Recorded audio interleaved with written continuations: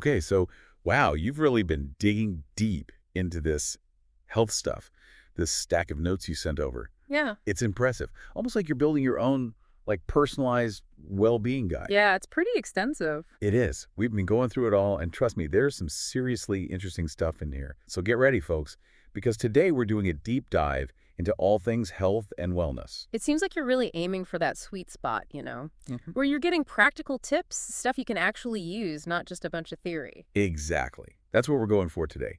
We want to help you unlock the key takeaways, the stuff that'll make a real difference in your life. And get this, we even found some unexpected connections, like how being grateful can actually help you sleep better. Really, I'm intrigued. Me too. Yeah. But first, let's lay the foundation.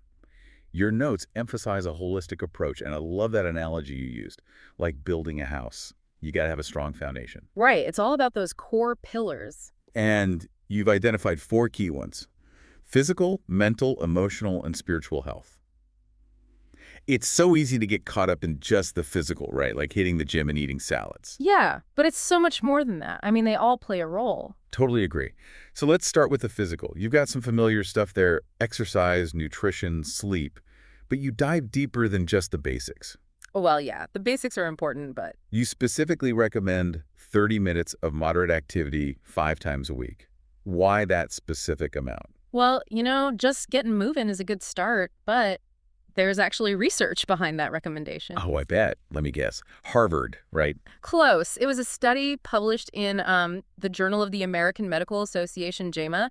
They found that amount, 30 minutes, 5 times a week, it has the biggest impact on your heart health and even how long you live. Wow. So it's not just about looking good in a swimsuit. It's about staying healthy for the long haul. Exactly. It's about those consistent habits. Speaking of consistency, I noticed you underline the importance of getting 7 to 9 hours of sleep, something I'm definitely guilty of not doing enough.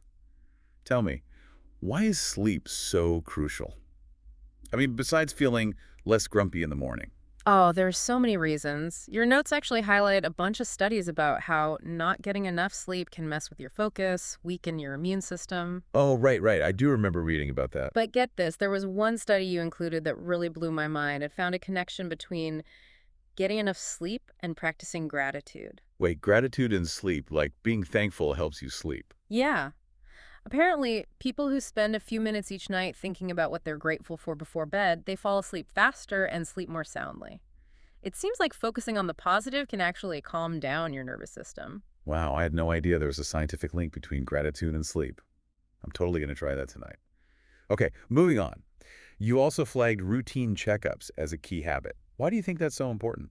Well, it's not just about going to the doctor when you feel sick, right? It's about staying ahead of things, like preventative maintenance for your body.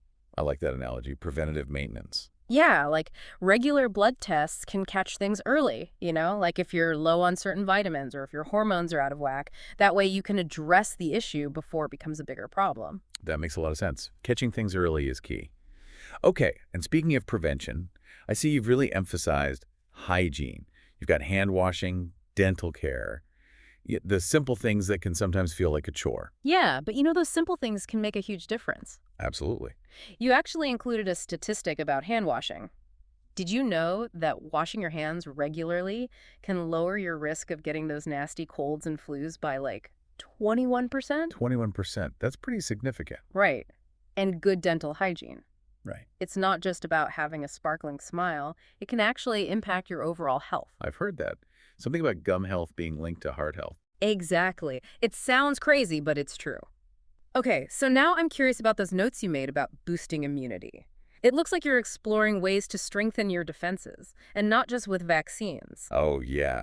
I'm all about those vaccines, but I'm also fascinated by how food and lifestyle choices can play a role too. Right, like you mentioned garlic and ginger, they have some pretty powerful compounds, potentially antiviral and anti-inflammatory. Garlic and ginger, those are kitchen staples for sure. They are. And did you know that garlic contains allicin? It's a compound that's been shown to fight off certain infections. Wow, that's pretty cool.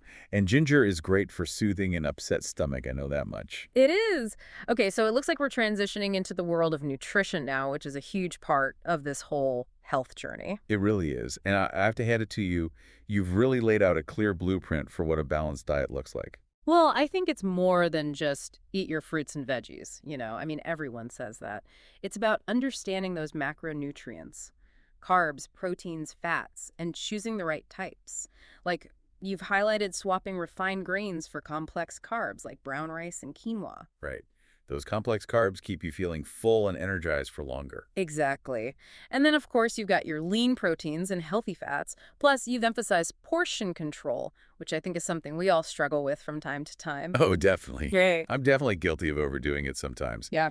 But you've even included some sample meal plans in your notes. A general healthy diet plan, one for weight loss, and one for boosting energy and strength. What I love is that these aren't just generic plans copied from a website. You've really tailored them based on your own preferences and That's goals. what makes them feel doable. Mm. Like in the weight loss plan, you focus on foods that are high in protein and fiber, so you stay full and satisfied, which is key for me. That's a really smart approach. Okay, but what I really admire about your notes is that you don't stop at just physical health. You recognize that true well-being encompasses mental, emotional, and even spiritual health, which is so important. Absolutely. They all work together. Yeah. You've actually got some really interesting research on the power of social connections and how they affect our overall well-being. It's amazing, right? Studies show that people who have strong social ties, they tend to have lower blood pressure and are less prone to depression. Wow. I knew socializing was good for the soul, but I didn't realize it had such a tangible impact on physical health. And I love how you emphasize the importance of doing things that bring you joy, hobbies, creative pursuits, spending time with loved ones. Those things are not frivolous, they're essential for a fulfilling life. Totally. And you even mentioned volunteering as a way to boost your sense of purpose and connection. It's about contributing to something bigger than yourself, right? Yeah. Making a difference in the world. Exactly. Okay, last but not least, you've included a section on recognizing potential red flags. Things like persistent fatigue, sudden weight changes, changes in bowel habits, signs that something might be off. It's important to be aware of those signals and know when to seek professional help. Absolutely. So much valuable information packed into these notes. It's like you've created a comprehensive guide to not just surviving, but thriving. It's a great roadmap, that's for sure. And now, the exciting part is putting it all into action. Remember, you don't have to do everything at once. Start small.